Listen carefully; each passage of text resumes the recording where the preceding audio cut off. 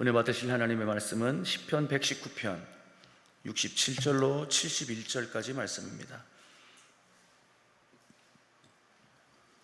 시편 119편 67절로 71절까지의 말씀.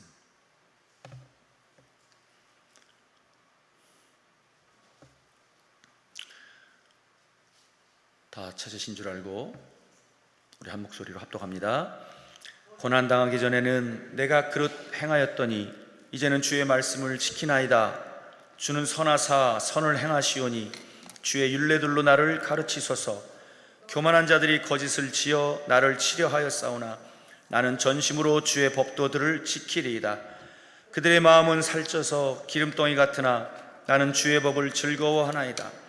고난당한 것이 내게 유익이라. 이로 말미암아 내가 주의 율례들을 배우게 되었나이다. 아멘. 관악구 봉천동에 위치한 해오름교회 최낙 중목사님이십니다.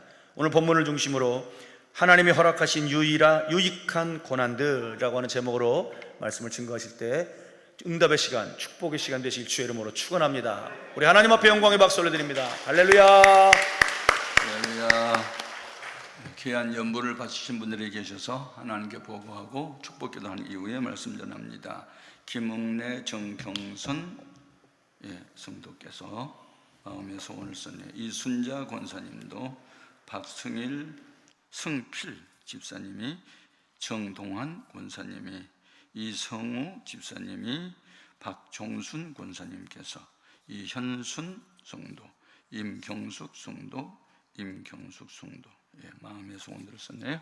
같이 기도하십시다. 살아계신 하나님, 영광을 돌립니다. 은혜 사모하여 모였사오니 하늘문 넓게 열어주시고 마음의 문들도 열어주셔서 주의 종을 통해서 증거된 말씀이 잘 박힌 목과 같이 마음판에 박히게 하시며 좋은 땅에 떨어진 씨앗처럼 100배의 결실을 맺게 하여 주옵소서. 마음의 소원을 썼습니다. 그들의 믿음대로 소원대로 이루어지기를 원하며 예수님 이름으로 축복하고 기도합니다. 아멘. 하나님이 지으신 모든 생물들은 본능이라는 게 있어요. 그 동굴 입구에서 자라는 식물을 보면 어두운 안쪽으로 머리를 들지 않고 꼭 바깥에 햇빛이 있는 곳으로 이렇게 고개를 내밀거든요. 그게 본능이라고 그래요. 그것은 뭐 교육을 받아서 된 게 아니고 본능으로 이렇게 하는 거예요. 제가 이제 그 아프리카의 선교를 다녀왔는데요. 그 탄자니아의 세렝게티를 갔어요. 동물의 왕국이죠. 6월 말일경인데 이제 1월 달부터 6월 말일까지는 그 세렝게티 우기거든요. 열대 지방에는 우리나라 온대 지방처럼 추나 추동 사계절이 있는 게 아니고 이제 6개월은 비가 오는 우기, 6개월은 비가 안 오는 건기, 그렇게 이제 두 가지 철밖에 없어요. 그런데 놀라운 사실은 한 50만 마리의 누떼가 마사이마라라는 케냐라는 곳에 있거든요. 그것도 이제 동물의 왕국이고 뭐 한없이 펼쳐진 광야가 있는데 자그만치 그 세렝게티에서 마사이마라까지의 거리가 5,000km예요. 우리나라 서울에서 부산까지의 거리가 400km밖에 안 되거든요. 그러니까 10배, 12배가 넘는 거리를 어떻게 그 동물이 알고 거기 가면은 비가 온다, 풀이 새싹이 나고 자란다, 가면 살찔 수 있다, 가자! 그리고 가냐고요. 그 교육받은 거예요? 본능이에요. 이야, 제가 거기 아프리카에 선교 가가지고 배운 게 많은데요. 그 마라라는 강이 있고 그게 악어들이 이렇게 움츠리고 있다가 누떼들이 오면 팍 잡아서 먹었거든요. 그런데 몇 마리는 희생을 당할지라도 하여튼 그 많은 누떼가 세렝게티를 향해서 달려가는 모습을 바라보면서 제 본능인데 하는 생각을 했어요. 인간도 본능이 있어요.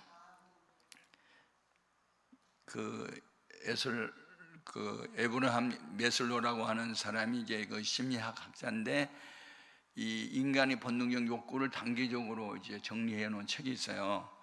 거기 보면 사람은 누구나 생존에 대한 욕구가 있대요. 죽지 않고 살고 싶은 거예요.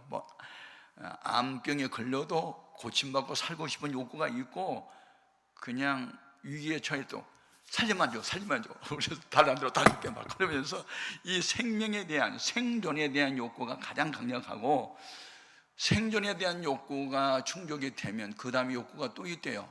안전에 대한 욕구. 그러니까 기왕에 살 바에는 도둑 없고 강도 없고 고기 맑고 물 맑은 안전한 곳에 살고 싶고, 그래서 이 안전의 욕구 때문에 보험도 드는 거예요. 무슨 사고가 나면 그냥 보험회사에서 책임질 수 있도록. 그게 다 안전의 욕구를 충족하기 위한 거거든요. 네. 그 다음에 그것이 이제 만족이 없어요. 그 다음에 어떤 욕구가 있냐면 인정받고자 하는 욕구가 있대요. 인정받고자. 그래서 남자는 힘을 인정받고 싶고, 여자는 아름다운 미모를 인정받고 싶고, 기왕이면 대학을 유명한 대학의 출신이라는 이름 듣고자 하고, 회사도 기왕이면 큰 회사 가기를 원하고, 또 기왕에 살 바에는 이렇게 미개한 나라, 빈궁한 나라 살기보다는 세계 1등 국가인 그런 곳에서 살고 싶어 하고 그런 거예요. 예. 제가 대학원에 가서 석박사 과정에 학생들을 가르칠 때 호주 시민권자 목사님 한 분 계셨는데, 그때 북한에서 서울을 불바다라고 만들어버리겠다고 위협할 때가 있었거든요. 그런데 호주 대사관에서 전화 왔대요. 자기한테 유사시에 뭐 공군 비행장으로 급히 오십시오. 우리가 당신을 안전하게 모시고 호주로 가겠습니다. 뭐 그런 전화가 왔더래요. 그러니까 강대국일수록 자기 국민을 생명과 재산을 지키는 데 최선을 다하는 거예요. 그래서 이런 인정받고자 욕구 때문에 이제 한국의 유학생들이 뭐 미국에 가서 공부하다가 뭐 영주권 받기 원하고 시민권 받기 원하잖아요. 그거 뭐예요? 인정받고자 하는 욕구예요. 가난한 사람들 보장해 주니까요. 그러면 그렇게 인간의 욕구는 한이 없어요. 그 다음에 어떤 욕구가 또 있냐면 자아 실현의 욕구라는 게 있대요. 그러니까 내가 평생에 이런 일을 꼭 하고 싶은 일이 있는데 이제 그런 거예요. 그래서 그 하고 싶은 일을 막 열심히 하는 거고 그게 즐거운 거고 그렇잖아요. 예. 뭐 어떤 사명감에 의해서. 그런데 욕구는 욕구일 뿐이고 세상 만사가 자기 마음대로 안 된다는 거예요. 예? 살고 싶은데 왜 죽을 일이 생겨요? 건강을 원하는데 왜 병이 들어요? 안전을 원하는데 왜 사고가 나냐고요? 내가 꿈을 펼치고 싶은데 왜 꿈이 이루어지지 않고 반대 현상이 나타나냐고요? 그래서 자살하잖아요. 예. 자살한다고 문제가 해결됩니까? 저도 한때 우울증 환자가 돼서 8개월 동안 불면증 환자로 우울증 환자로 자살을 하려고 세코나레라고 하는 수면제를 자살하려고 모은 때가 있었으니까요. 그런데 나중에 이제 성령의 불을 받고 보니까 자살을 거꾸로 읽으니까 살자가 되더구만. 그래서 이제 살자 주 안에서 살자. 그리고 이제 자살을 살자로 바꿨어요. 아멘. 여러분, 세상 만사가 자기 뜻대로 안 돼요. 그 이유를 아세요? 사람이 자기 길을 계획할지라도 그 발걸음을 인도하신 분가 누구? 여호와 하나님이세요. 그러니까 사람이 뭘 욕구를 갖는다고 해서 그냥 되는 게 아니고 그 욕구가 하나님 마음에 합당하면 됐어. 그리고 하나님이 도와주셔서 되는 거고, 내 꿈이 아무리 휘황찬란하더라도 하나님 보시기에 너 아니야? 그러면 안 되는 거란 말이에요. 그래서 인간에게 하나님께서 너는 나의 뜻을 따라야 돼, 이것을 원하는 거예요. 그래서 하나님의 뜻대로 되기를 원하기 위해서는 무엇을 원하냐면 에베소서 4장 23절에 오직 너희의 심령이 새롭게 되어 하나님을 따라 의와 진리의 거룩함으로 지으심을 받은 새 사람을 입으라는 거예요. 새 사람. 이게 심령의 변화를 원하는 거예요. 심령의 변화는 결국 예수님의 마음인데, 예수님의 마음을 갖다 보면 나의 원대로 마옵시고 아버지의 원대로 되기를 원하나이다. 이게 이제 소원이 바뀌어요. 내 소원이 하나님의 소원으로 바뀌는 거예요. 그래가지고 찬양을 해도 내가 원하는 한 가지 주님의 기쁨이 되는 것, 이런 찬양을 하게 되는 거예요. 아멘 아멘. 그 같은 은혜가 있기를 바라요. 아멘 아멘. 그러면 오늘 본문 말씀을 보면 71절에 고난당한 것이 내게 유익이라, 내가 이 고난으로 인하여 주의 율례들을 복습니다. 율례들을 배우게 되었나이다. 이렇게 나왔단 말이에요. 그러면 시편 기자는 지금 이 성경을 성령의 감동으로 기록할 때 자기 지금 경험담 이야기하는 거예요. 자기 경험담을. 그러니까 사람이 얻을 수 있는 지식이 크게 두 가지거든요. 하나는 이론적 지식이에요. 네. 하나는 경험적 지식이고. 그래서 노인이 되면 나이가 많이 드신 분들은 경험적 지식이 많아요. 경험이. 그래서 노인 앞에 일어서라, 샘머리 앞에서 일어서라, 노인을 공개하라. 그들은 인생을 살아오면서 지혜가 있다. 뭐 이제 그런 말씀을 많이 하잖아요. 그리고 제가 이제 신학대학원에 교수를 했잖아요. 그러니까 뭐 히브리어, 헬라어도 많이 알게 됐고 또 신학적인 체제도 이제 알게 되고. 그런데 여러분, 호세아라는 선지자가 하나님께 항의를 하죠. 하나님 왜 선택받은 백성이 망해요? 그리고 이제 물어보는 거예요. 그러니까 하나님이 뭐라고 대답을 하셨어요? 호세아서 4장 7절에 6절에 내 백성이 지식이 없어 망한다. 지식이 없어 망한대요. 그러니까 하나님을 아는 지식이 없어서 망한대요. 하나님 택한 백성이. 그래서 그가 호세아서 6장 3절에 우리가 여호와를 알자, 힘써 여호와를 알자. 그리고 여호와를 알자고 막 외치는 거예요.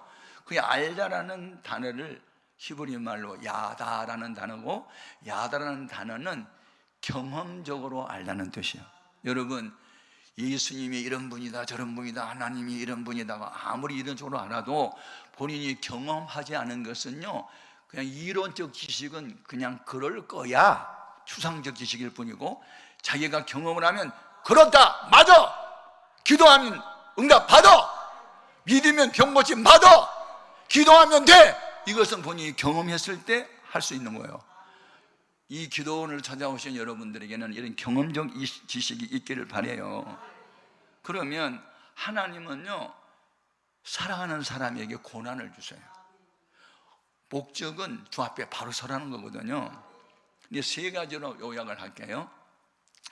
첫 번째는 내가 예수를 믿어요.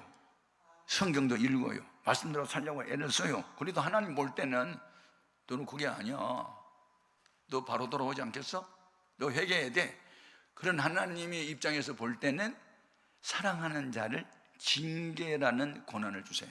그 말씀은 요한계시록 3장 19절에 나와요. 라오디아 교회에 주님이 가셨는데 교회 안에 안 들어가잖아요. 교회 문 밖에 서가지고 놓고만 하잖아요. 누구든지 내 음성을 듣고 문을 열리면 내가 그때 들어갈게. 그리고 예수님은 지금 문 밖에 계세요. 오늘날 교회 안에 예수님이 안 계시고 문 밖에 계신 그런 교회도 있어요. 뜨겁지도 않고 차갑지도 않고 미지근한 교회. 예? 제가 어느 교회에 뭐 2,000명 모이는 교회 부흥회를 갔는데 밤 예배는 뭐 150명 모인다고 그러나 새벽교는 20명 모인다고. 여보, 그거 아니에요. 예. 그게 성경적 교회는 아니에요. 여러분, 하나님은 사랑하는 사람을 징계하실 줄로 믿습니다. 징계가 뭐예요? 잘못된 것을 바로잡기 위해서 육체적으로나 정신적으로나 물질적으로 고통을 주어 깨닫게 하기 위한 것이 징계예요. 히브리서 12장을 보세요. 어찌 아버지가 징계하지 않는 아들이 있으리요?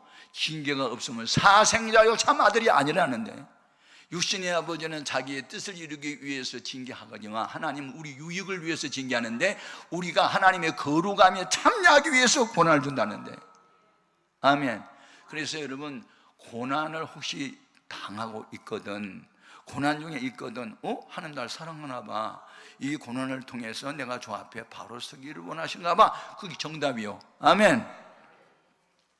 저는 가난이라는 고난 때문에 예수를 믿게 됐고, 1호까지 합병증으로 병원에 14개월 동안 입원한 상태에서 의사가 손을 뗄 위기 상황에서 그때 목숨 걸고 기도하다가 성령의 불을 받고 목사가 된 사람이거든요. 그러니까 결국은 고난이 나를 주 앞에 가까이 가게 했고 회개하게 만들었던 거예요. 아멘. 중요합니다. 그래서 열심을 내라, 회개하라 라고 말하고 있어요. 열심은 헬라 말로 엔데오스예요. 엔은 영어의 인, 무엇 안에, 데오스는 하나님의 뜻입니다. 그러니까 열심을 낸다는 것은 엔데오스, 하나님 안에 있다는 증거가 열심을 품고 주를 섬기는 거예요. 그러니까 열심을 보면 저 속에 불같은 하나님이 계시네, 불같은 성령님이 계시네. 그게 내가 땅에 불을 던지러 왔다고 주님 말씀하셨는데 그 불이 이미 붙은 거예요. 그 다음에 회개가 뭐예요? 회개는 한문이잖아요. 뉘우칠 회에 고칠 게. 이걸 헬라말로 메타노니아라고 그래요. 영어로 리펜텐스, 완전히 마음과 생각을 바꾸는 거예요. 아버지 집을 떠났던 탕자가 시험 열매로 배를 채우고자 하지만 그것도 없어서 배가 고파 죽을 지경이잖아요. 그때 뭘 깨달아요? 우리 아버지 집에는 품꾼이 많은데 내가 부잣집 아들로 태어나가지고 괜히 아버지 살아생전에 무례하게 나이가 돌아올 재산의 분깃을 달라고 괜히 그랬어. 잘못했어. 근데 창피한데 이거 어떻게 해? 돌아올 때는 077 가방 들고 신사복 입고 넥타이 입고 구두 신고 나왔는데 이게 뭐야 거지가 돼가지고 그래도 사는 길은 아버지 집에 가서 아들 권리를 되찾을 생각하지 말고 품꾼이 하나로 써달라고 하고 가야 돼. 그러면서 이제 회개하면서 돌아오잖아요. 그때의 아버지가 그 회개하고 돌아온 아들은 집에 가까이 올수록 창피해가지고 고개를 못 들었는데 아버지는 집 나간 아들이 오늘이나 혹시 올까 하고 멀리 눈을 크게 뜨고 바라보고 있다가 거지 하나가 돌아온 모습을 바라보니 자기 둘째 아들이거든. 그러니까 막 달려나와가지고 끌어안고 입을 맞추고 그리고 잔치를 열놓고 내 아들은 잃었다가 찾았고 죽었다가 살아났다고 하면서 잔치 불린 거 보세요. 하나님은요 우리가 옳다고 생각하지만 하나님 볼 때는 잘못된 것을 뉘우치고 회개하고 돌아올 때 하나님은 그런 사람을 은혜 위에 은혜를 주신 줄로 믿습니다. 하나님은 사랑하는 사람을 징계하는데 목적은 회개입니다. 회개는 하나님께로 돌아오게 하는 거거든요. 마음도 생각도 언행도 모든 나의 삶의 모습도 하나님 마음에 합당한 자로 돌아서게 하는 게 회개예요. 아멘. 그런데 요한계시록 2장을 보니까 내가 너에게 회개할 기회를 주었는데도 회개를 안 해? 그러면 내가 3단계로 또 징계할게. 첫째, 너를 침상에 던진다. 침상에 던진다는 말은 몸을 쳐서 병들게 하겠다는 거예요. 침상은 이제 잠자는 침상이 아니고 병상을 말하는 병상. 그러니까 육체의 질병으로 인해서 우리가 회개하고 하는 게 돌아오면 주님은 병 고쳐주세요. 12년 동안을 혈루증으로 고생하던 여인이 많은 재산도 허비했고 많은 의사를 찾아다니는데도 못 고쳤는데 예수에 대한 소문을 듣고 나와도 보니까 사람들이 너무 많이 모여가지고 만날 수가 없어서 지나가시는 예수님의 옷자락을 붙잡기만 하면 나 나올 거야 믿음 가지고 잡았는데 그때 주님의 몸에서 능력이 나갔잖아요. 그때의 딸에게 뭐라고 말씀하세요? 딸아, 내 믿음이 너를 구원하였으니 첫 번째 평안히 가라. 두 번째 내 병에서 너희 건강할지어다. 평안은 본질이고 건강은 현상이에요. 아멘. 건강보다 더 중요한 것은 주님과 바른 관계를 맺어서 마음에 평안이 와야 돼요. 평화. 우울증이니 무슨 불면증이니 신경쇠약이니 어떤 질병이든지 마음에 하나님 주는 평안이 있으면 잠이 오게 되어 있고 단잠을 자게 되면 건강이 회복되는 거예요. 그래서 한약방에 가면 건강한 사람을 3쾌로 진단하잖아요. 3쾌.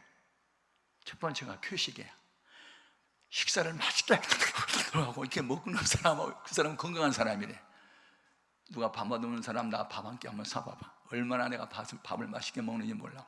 옆에서 보면 막 춤면 막 꿀꺽꿀 넘어가네. 얼마나 맛있게 먹는지 몰라. 밥맛이 왜 이렇게 꿀맛인지 몰라 그냥. 두 번째가 쾌변이야. 화장실에 가면 오래 있지 않고 한 1분 안에 찌찌직 빽 그러면 끝나는 거야. 배가 안 좋은 사람은 30분 동안 막 배를 움켜쥐고 안 나와. 설사하느라고. 세 번째가 쾌침이야. 딱 그냥 벽에다가 머리만 대면 그거 잠자버려. 그런 사람은 삼쾌라 그래. 그런데 몸의 건강이 나빠진 사람은 삼쾌가 없어. 그냥 늘 불안하고 밥맛도 없고 억지로 먹어야 되고 그냥 화장실 가면 오래 있어야 되고 잠도 안 오고 뒤척이고. 여러분, 참 성령 충만한 베드로가 이제 사도행전 12장에 보면은 감옥에 갇혔잖아요. 내일 공개 처형 당합니다. 그런데 그날 밤에 깊은 잠자리에 빠져가지고 천사가 와서 옆구리를 발로 차도 모르고 잠자는 거 보세요. 이게 은혜 제대로 받은 거예요. 내일은 죽더라도 오늘 잠이나 자자 그러고 자는 거예요. 여러분, 사명이 있는 한 죽지 않아요. 여러분, 살고 싶다고 해서 살아갈 것 같아? 죽고 싶다고 죽음이 오나? 하나님 볼 수 있을 때에 쓸만한 가치가 있으면 죽고자 해도 살아난단 말이에요. 이게 그래서 리빙스턴이 하는 말이에요. 사명에 있는 한 죽지 않는다.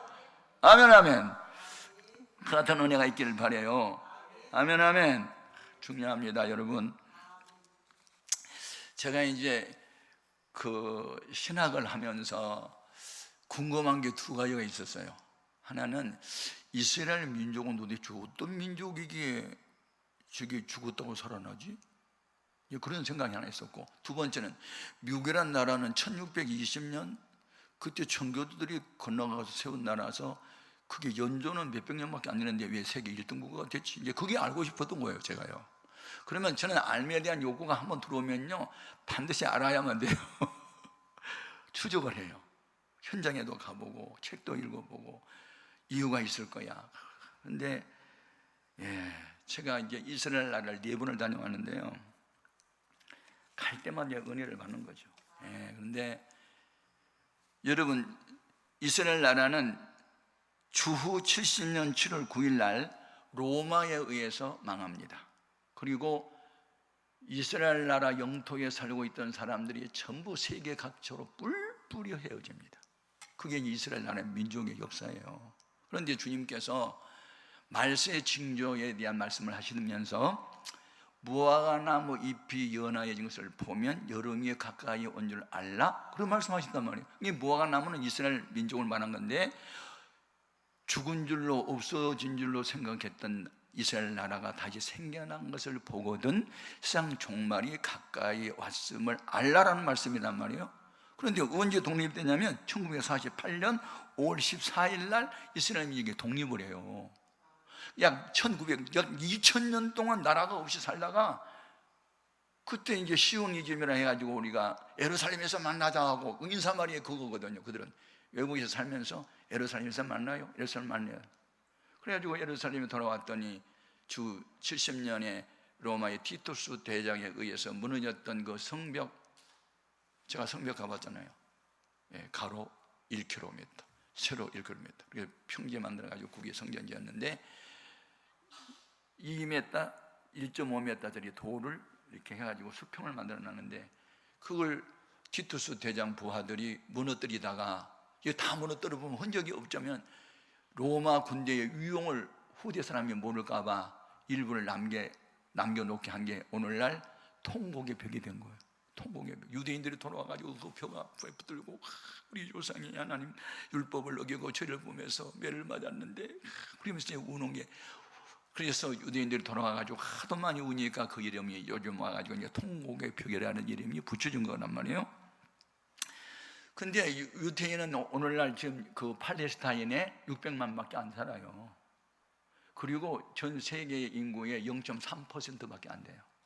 그래도 세계를 지배하고 있어요.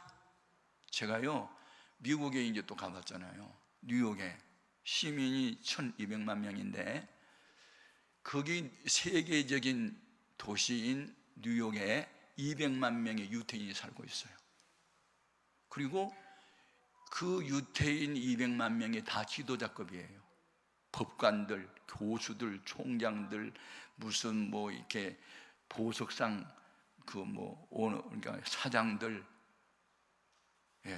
그리고 그들이 살고 있는 올더독스 주이시라고 하는 정통파 유대인의 마을에 가면요, 지금도 유태인들이 회당을 중심해서 900m 안에 살아요. 그들은 3대 중심으로 살거든요. 첫째 토라, 율법. 두 번째 랍비, 율법 선생. 세 번째가 회당.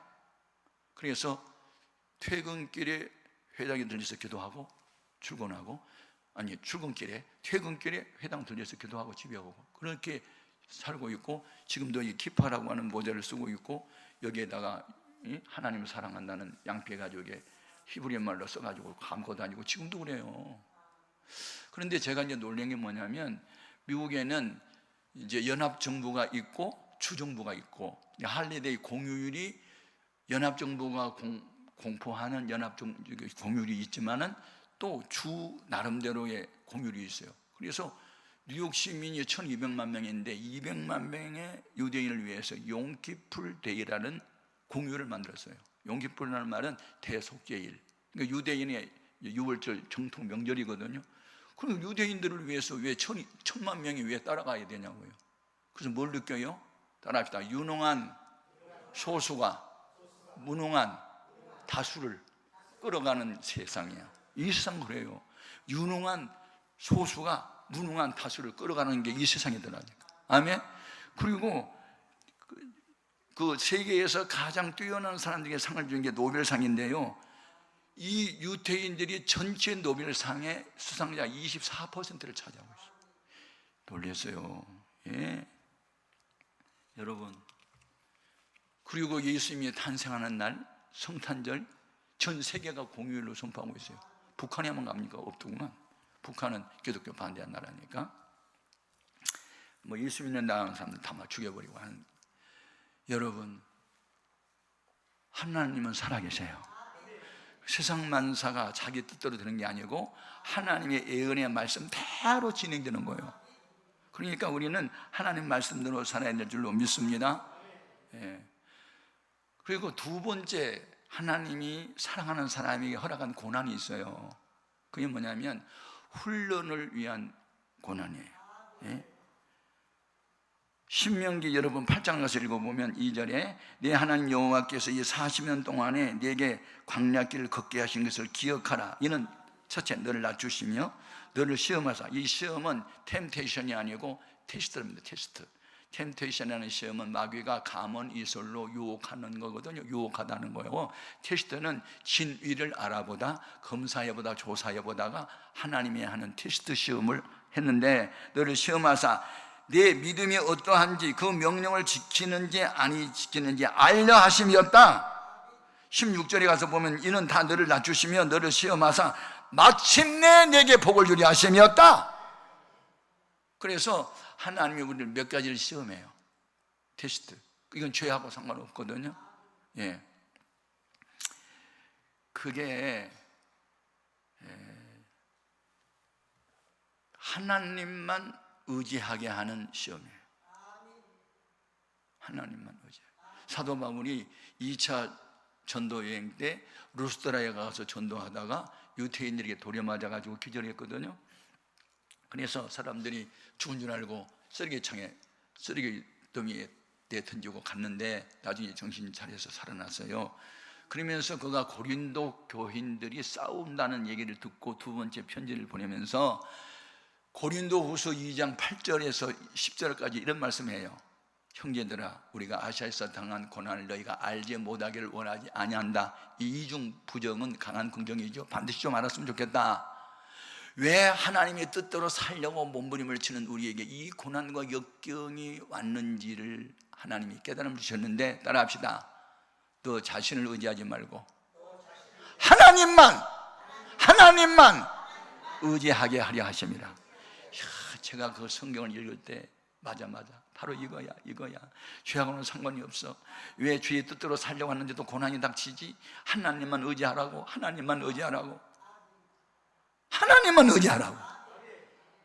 하나님의 주권을 인정하는 신앙이 최고의 신앙이에요. 제가 이제 요셉에 대한 기사를 읽으면서 제가 이제 박사학위 논문을 청소년에 관해서 썼어요. 이제 교회 청소년 700명, 중학생과 고등학생 700명을 대상으로 153가지 문항으로 그걸 분석을 했는데, 그러면서 5년 동안 논문을 쓰면서 제가 성경을 읽었어요. 이제 청소년의 시각으로 이제 성경을 보는 거예요. 제가요, 은혜를 너무 많이 받은 거예요. 예. 아브라함이 이삭을 바칠 때 내가 좋아? 외아들 이삭이 좋아? 날 사랑해? 이삭을 더 사랑해? 그리고 하나님 이제 시험해 보잖아요. 창세기 22장. 그런데 그때 이삭의 나이가 한 17살 정도 됐어요. 그러니까 한 고2나 고3 정도 됐거든. 그러면요, 힘식으로 하면요, 117살 먹은 할아버지요, 밀으면 그냥 넘어져요. 밀고, 그러면 나 살게라고 도망가면요, 안 돼요. 번제 못 드려요. 그런데 아버지가 자기를 딱 묶더니 칼을 빼가지고 탁 찌르는 순간에, 아하, 하나님의 나를 번제로 드리라고 했구만. 그리고 눈을 감고 투 오베이, 완전히 복종을 해요. 그때 천사가, 아브라함아, 아브라함아, 내 손을 멈춰. 그에게 손대지 마. 이제야 네가 나를 경외한 줄 알겠다. 그러는 거예요. 이제야 네가 이삭보다 나를 더 사랑한 줄 알았어. 됐어. 그리고 큰 복을 약속하잖아요. 하나님이 그냥 복 준 게 아니에요. 시험을 해보시고 됐어 라고 할 때 주는 거예요. 그 다음에 또, 그래서 이제 그동안 아브라함이 100세에 외아들을 바쳤다, 아브라함은 위대해 이렇게만 이제 설교도 하고 그렇게 알고 있다가 청소년 문제를 가지고 연구하면서 책을 보니까 오늘, 이건 아브라함보다 이삭이 더 위대하네. 하나님의 뜻 앞에 주께까지 복종을 했잖아. 그러면 이삭은 예수 닮았네? 그런 생각을 하는 거예요. 아멘. 그러니까 시각에 따라서 평가가 달라지는 거잖아요. 그 다음에 요셉은 야곱이 사랑하는 라헬에게서 이제 11번째 늦게 얻은 아들이잖아. 그러니까 늦게 이제 늦둥이로 태어났다고 해서 이제 예쁘니까 뭐 채색 옷도 입히고 뭐 더 많이 사랑하니까 배다른 10명의 형들이 얼마나 미워해요. 시기 질투하고. 그 다음에 나중에 꿈까지 꾸었잖아요. 형들아, 내가 어젯밤에 꿈을 꿨는데 이상한 꿈이야. 근데 하나님이 계시적 꿈 같아. 무슨 꿈인데 말해봐. 글쎄, 형들하고 나하고 밭에서 이삭을 이렇게 추수하고 있는데 얘들은 벌떡 일어나고 형들은 날 위해서 절하더라 막 그러니까, 야 이 새끼야, 내가 니한테 절한다는 거야? 이 새끼. 그러면서 그때부터 더 미워했어. 그런데 나중에 또 꿈을 또 꿨는데, 야, 하늘에 해도 달도 11개의 별도 나한테 절하더라. 그러니까, 야 이 새끼야, 니네 엄마하고 아빠하고 우리들이 너한테 가서 절한다고 이 새끼. 그러면서 그때부터 더 미워했잖아요. 그런데 이제 그 아들들이 저 멀리서 양치고 있을 때 아버지가 신부를 보내잖아요. 형들한테 뭐도 갖다 주고 뭐 등등. 그러니까 요셉이 나타나니까, 야, 저 새끼가 온다, 뭐 꿈꾸는 녀석이 온다, 저 죽여버리자. 그래가지고 나중에 어떻게 해요? 물 없는 구덩이에 죽여버리려고 던졌다가, 마치 이스마엘 족속이 가나안 땅에서 애굽으로 다니면서 이제 장사하는 사람인데, 근데 노예 장사도 같이 했단 말이에요. 그러니까 이거 팔자. 얼마 줄까? 한 20설, 뭐 20세겔 주세요. 그리고 은 20개 받고, 그리고 팔았잖아요. 나이 17살 때요. 애굽에 팔려가가지고 노예 시장에서 보디발 집에 또 팔려가가지고 보디발 아내에 유혹이 있었는데 또 하나님 앞에 죄범할 수 없다고 누명 써가지고 감옥 가고. 그런데 몇 세에 국무총리가 돼요? 30살에 13년이 걸렸는데, 그 다음에 7년 동안 풍년이 들었잖아요.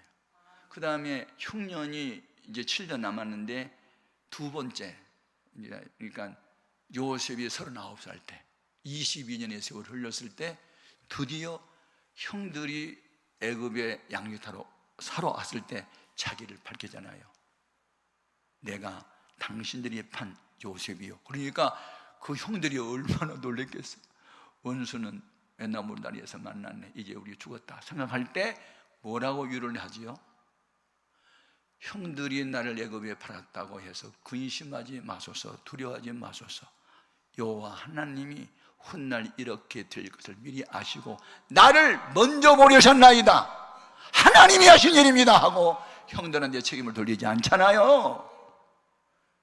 그리고 자기 가족 70명을 가나안 땅에서 고센 땅으로 오게 해가지고 살게 한 거 보세요. 제가 이런 기사를 읽으면서 17살 때 꾸었던 꿈이 22년의 세월이 흐른 후에 39살 때 실현이 되네. 축이 글귀에 대몽을 수성 갖고 평생을 아자지로다는 글귀가 있어요. 예, 제가 이제 한문 공부도 좀 해봤거든요.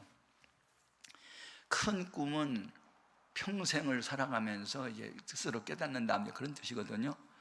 그런데 아무튼 17살 때 꾸었던 꿈이 39살 때 22년의 세월이 흐른 뒤에 이루어졌단 말이에요. 그러니까 여러분이 어떤 큰 꿈을 갖고 하루 이틀 1년 2년에 안 이루어진다고 염려하지 말고, 아니 아브라함도 75세 때에 아들 준다고 하나님 약속했는데 100세 될 때 25년 기다려갖고 아들 하나 얻었어. 그러니까 무슨 10년 기다려가지고 힘들다 하지 말고 한 20, 30년 동안 기다려봐봐. 아멘.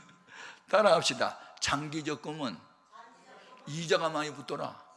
그래, 틀림없어. 힘들고 어려워도 적금 넣고 보면 장기적 꿈 붙다 보면 이자가 엄청 많이 붙잖아. 그러니까 한 번, 두 번 기도해서 응답 없다고 주저하지 말고 끝까지 기도해봐. 그러면 좋은 일이 있게 될 줄로 믿습니다. 아멘, 아멘. 중요한 거요. 예. 이 요셉이라는 사람은 어쩌면 그렇게 원한을 가슴에 품지 않고 그 악한 형제들을 선대합니까? 선대. 형님들 두려워하지 마소서, 걱정하지 마소서, 염려하지 마소서, 하나님이 하신 거라고. 자, 그러면서 예수님의 심정을 가지고 돌아가는 그 모습을 바라보면서, 야, 나도 요셉처럼 되어야 되는데, 나에게 상처 주고 나를 괴롭혔던 사람도 나를 축복해야 되는데, 막 그런 생각을 가지면서, 주님, 나 요셉 닮기 원해요. 예수님 닮았잖아요, 요셉이. 나도 요셉처럼 닮기 원해요. 막 그런 생각을 하는 거예요. 아멘. 중요한 겁니다. 저도 지금이야 이제 교수도 했지, 부흥 강사도 세계적으로 다녔지, 방송도 많이 했지, 책도 썼지, 다 했는데, 이 고난이라는 훈련을 통해서 하나님이 나를 세운 거예요. 보세요. 그 빈민촌에 천막을 치고 교회를 시작을 했는데, 교회가 시작된 게 4년이 지난 뒤에 우리 예배당이 어디였냐면, 오른쪽은 김포집, 왼쪽은 예쁜이네 술집 사이에 8평짜리 무허가 판잣집이 우리 교회예요. 그래서 우리 성도들 한 20명이 주여 아버지 아버지 주여 막 부르짖어 기도했어요. 교회 부흥되게 해달라고. 이제 4년이 됐는데도 부흥이 안 됐어요. 그런데 불같이 부흥되기를 바랬는데 진짜 불이 나버렸어. 중학교 2학년 학생이 학교 갔다 와가지고 배가 고프니까 라면 끓여 먹다가 여기 연탄불을 막아놔야 되었는데, 이거 연탄불을 열어놓은 채 놀러나가 버렸는데, 이게 과열이 돼가지고 뒷집에 불이 나니까 이 판잣집이 연결되어 있거든. 그래서 17차가 타버렸어. 그때 우리 교회도 타버렸어. 그러면서 제가 12년 동안 모아놓던 일기장도 타버렸지, 내가 신학교 다니면서 모아놓은 책도 다 타버렸지. 다 타버려서 아무것도 없어. 잿더미만 있네. 그런데 남은 것이 있었어. 남에게 빌려준 책 2권만 남았어. 그 책이 뭐냐? 죽으면 죽으리라는 안희석이 쓴 책하고 사랑의 원작단 선영한 목사님에 대한 이야기. 그래서 내가 그때 다 이랬는데 뭐만 깨달았느냐? 따라합시다. 빌려준 것만 남는다. 남에게 빌려준 것만 남았더라고. 다 타버렸어. 다 타버렸어. 그래서 주일날 연보가 나왔는데 그걸 이제 책상에다가 놔뒀거든요. 그런데 이제 불이 이제 타가지고 돌멩이가 떨어지면서 일부는 타고 일부는 이제 덜 탄 돈이 있었는데 그걸 집에다 갖다 놨거든요. 어떤 놈이 그것도 가져가 버렸어. 왜냐면 한국은행에 가면 바꿔준다 하더라고요. 다 잃어버렸어요. 하나님, 그냥 깨달음을 주시지 왜 꼭 불이 나야만 깨닫습니까? 우리는요 말로만 해도 깨달을 것 같은데 아니요. 어떤 사건을 통해서 깨달은 게 더 많아요. 그러면서 제가 뭘 깨달았냐면, 야, 하나님이 그냥 안 쓰는구만. 하나님이 들어쓰려고 하는 사람은 남에게 하지 않는 특수 훈련을 시키는구만. 그 생각을 했어요. 그러다가 이제 시편 66편을 읽게 됩니다. 그게 내가 이제 꽂힌 거예요. 예, 하나님이여 우리를 단련하시기를 은을 단련하신 것 같이 하셨으며, 우리를 끌어 그물에 들게 하시며, 무거운 짐을 내 허리에 두셨으며, 사람들이 내 머리를 밟고 지나가게 하셨나이다. 주께서 나를 물속에도 집어던지시고 불속에도 집어던지셨다가 끌어내어 마침내 풍부한 것을 얻게 하셨나이다. 야, 하나님은 죄와 상관없이 들어쓰려고 하는 사람에게 훈련을 시키는구만. 무슨 훈련? 하나님만 의지하는 훈련, 하나님만 사랑하게 하는 훈련. 아멘입니까? 이런 훈련을 통해서 제가 깨달았어요. 그리고 지금도 실천하고 있어요. 뭔지 아세요? 사람은 사랑의 대상일 뿐 믿음의 대상은 주님밖에 없다. 주님 한 분밖에는 믿을 분이 없어요. 주님 한 분밖에는 사랑할 자 없어요. 그냥 사람은 사랑의 대상일 뿐 내가 도울 수 있는 만큼 도우면 되고 믿을 분은 주님밖에 없어요. 주님밖에 없어요. 그 훈련시킨 거예요. 그래서 지금도 저는 끊임없이 기도하고 끊임없이 하나님 말씀에 복종하여 살려고 애를 쓰는 거예요. 왜냐하면 구원자는 주님밖에 없으니까. 아멘, 아멘. 세 번째, 우리를 사랑하기 때문에 허락한 고난이 있어요. 그건 뭐냐면 주와 복음을 위하여 당한 고난이에요. 사도 바울이 무슨 죄가 있어요? 그런데 왜 전도하러 다니다가 돌에 맞아요? 왜 태장에 맞아요? 왜 감옥 가요? 왜 강도의 위험을 당해야 돼요? 강의 위험을, 바다 위험을 당해야 돼요? 굶고 춥고 자유 못했어요? 전도 때문에? 그 죄하고 상관없어요. 그래서 예수 잘 믿고 성령 충만하면 고난이 없을 줄 생각하면 안 되고, 고난은 더 많이 따를 수 있지만 뭐예요? 그걸 이길 수 있는 능력과 지혜를 주신 거예요. 이게 능력이요. 그러므로 고난이 없기를 바라지 말고, 성경이 없어요. 우리가 하나님 나라에 들어가려면 많은 환난도 겪어야 된다고 되어 있어요. 그러므로 고난 없는 세상을 바라지 말고 동남풍아 불어라, 서구풍아 불어라, 가시밭에 백합화 예수 향기 날린다 그러면서 찬양하면서 고난을 극복할 수 있는 능력을, 고난을 이겨낼 수 있는 지혜를 구하는 거예요. 그것이 중요해요. 밑에는 비바람 몰아치고 검정 구름 떠 있어도 그것을 15,000피트 공중으로 올라가다 보면 빛나는 태양, 푸른 창공이 있는 것처럼 우리는 주위 환경은 어두워도 내 신앙의 고도를 높이 올려버리면 다 어느 곳에 있든지 늘 마음이 편하다. 악한 죄 파도가 많아도 내 마음이 편안해. 그게 천국이에요. 그래서 주님과 동행하는 거예요. 그 같은 은혜가 있길 바라요. 앞으로 고난 없기를 기도하지 말고 고난을 극복할 수 있는 지혜를 달라고, 고난을 이겨낼 수 있는 능력을 달라고, 주께서 내게 능력 주신 자리에서 내가 모든 걸 할 수 있다고 그것을 가질 수 있기를 바랍니다. 아멘. 그래서 여기 본문 말씀에 시편 기자가 고난당한 것이 내게 유익이라, 내가 이 일로 인하여 주의 율례들을 배우게 되었나이다 라는 말을 하잖아요. 아멘. 그래서 교회는요, 사명의 십자가를 등에 지는 사람들로 인해서 부흥이 되는 거예요. 아멘. 제가 어제 저녁에도 우리 교회의 장로 후보자들, 후보생들 이제 앉혀놓고 이제 교육을 시켰거든요. 하나님 말씀으로. 교육과 훈련이 달라요. 교육은 모르는 것을 깨우쳐 주는 거잖아요. 가르쳐 주는 거. 훈련은 뭐예요? 이미 알고 있는 것을 단순, 반복, 지속, 강행을 해서 그것이 체질화, 생활화 되기까지 반복하는 거예요. 그래서 제자는 디사이플이라고 그래요, 영어로. 디사이플이라는 단어는 디스플린, 훈련한다는 단어가 발전된 거기 때문에 제자는 공부 많이 해서 되는 게 아니고 훈련을 받아야 돼. 아멘. 예배 훈련, 하나님의 임재를 경험하는 예배 훈련, 기도 훈련, 응답받는 기도, 전도 훈련, 현장에 나가서 전도하는 거, 양육 훈련, 아멘. 헌금 훈련, 아멘 훈련. 여러분, 아멘도 할 줄 알아야 돼. 우리가 믿는 예수님의 별명이 아멘이시고 충성이시오, 처음이고 나중이시오. 대전에서 한 3,000명 모이는 교회에 내가 부흥회 갔거든요. 담임 목사님이 아멘을 얼마나 많이 하는데 내가 주눅이 들었어. 아멘, 아멘, 아멘, 아멘, 아멘, 아멘, 아멘, 아멘. 옆에 앉고 계속 아멘을, 아멘 한 번만 해도 되는데, 아멘, 아멘, 아멘, 아멘, 아멘, 아멘, 아멘. 아니 목사님 아멘을 한 번씩만 해야지 그렇게 너무 많이 하니까 내가 주눅이 드니까 나 곱절로 복 받고 싶고 삼곱절로 은혜 받고 싶어. 그래요. 그런데 내가 할 말을 잃었어. 아니 담임 목사님 옆에서 아멘, 아멘, 아멘, 아멘, 아멘, 아멘. 너무 큰 소리로 아멘을 막 외쳐대니까 교인들도 따라서 막 아멘, 아멘, 아멘, 아멘, 아멘. 아멘 소리 때문에 설교를 못 하겠네. 그래서 이 교회는 아멘 하다가 복 받았구나 그걸 깨달았어. 아멘, 아멘, 아멘, 아멘. 이분은 아멘 한 번만 안 해요. 꼭 두 번씩 아멘 아멘 아멘 아멘. 그분의 별명은 아멘이에요. 아무튼 그 부흥하는 교회들을 가서 보면요, 뭔가 다른 게 있어요. 아멘을 막 한다든지 기도를 하든지 통성기도든지 뭐 주의를 쳤든지 막 하여튼 난리를 하고, 아니 사도행전의 역사가 계승되는 교회는 완전한 부흥이 되는 거예요. 그래서 똑똑히 잘난 부자가 교회 부흥시킨 게 아니고 믿음의 부자들, 기도하면 된다, 순종하면 된다, 말씀대로 살자, 십자가 지자, 이런 사람들이 많은 교회는 반드시 부흥이 돼요. 아멘 아멘.